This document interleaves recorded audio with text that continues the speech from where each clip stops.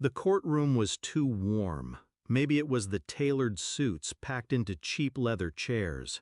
Maybe it was her lawyer's breath fogging up the glass of water as he leaned forward and growled, "You'll get nothing, Your Honor. He's broke."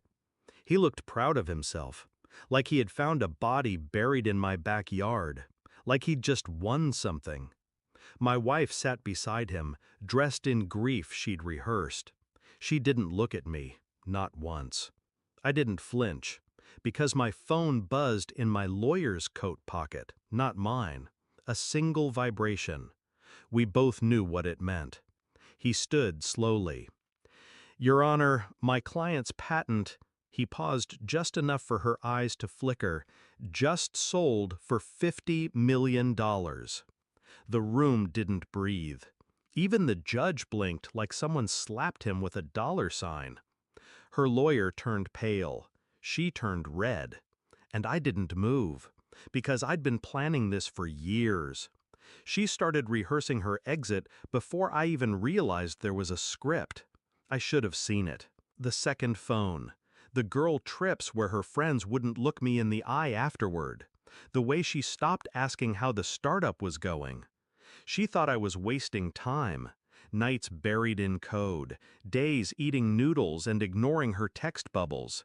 She called it obsession, said I was chasing something that would never pay off. But I wasn't building a product, I was building leverage. She moved money, whispered to friends, wrote emails she thought I couldn't read.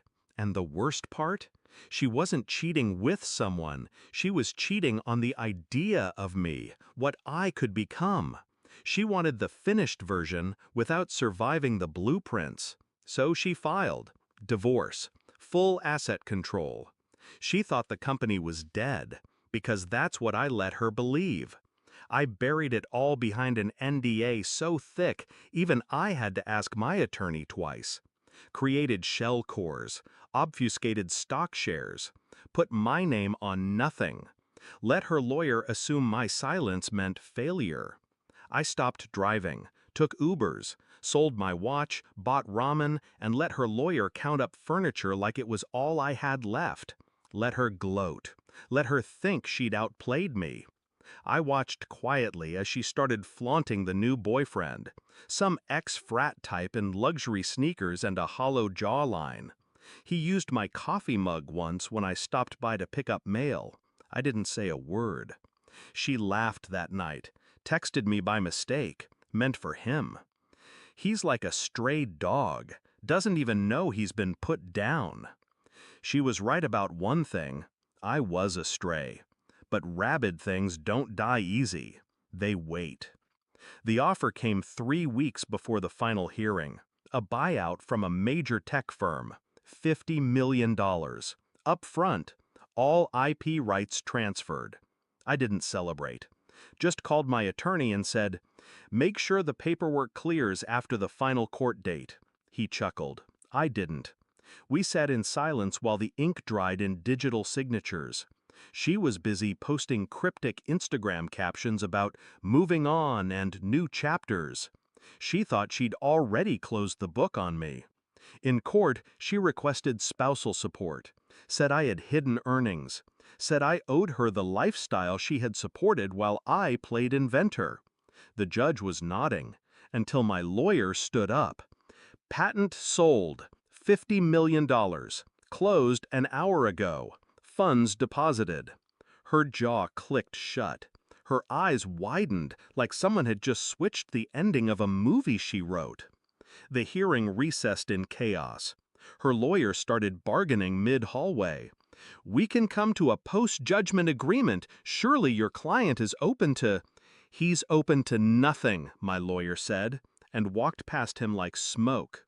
She waited in the hallway, arms crossed, eyes glassy. "You lied to me." I looked at her for the first time in months. "No, I let you believe what you wanted. You said the company was dead. You killed it. I just built a better one after. I gave you years. You gave me a reason to finish the work." She took a step forward, like something in her might still work if I said the right thing. You planned this. You set me up. No, I said, you set yourself up. I just let gravity do its job. I walked away while she stood in a silence even she couldn't manipulate. The wire hit my account later that night. I didn't buy a car, didn't book a flight, didn't even look up her social anymore. Just opened a clean terminal window, stared at the blinking cursor. I used to code until 3 a.m. while she told me to come to bed. Now, I work in silence, alone, but peaceful. Sometimes power doesn't look like revenge. Sometimes it's just absence. Her world revolved around control. Mine is built on precision. And in the end, precision always wins. She thought she'd taken everything, but all she ever held was the version of me too small to fight back.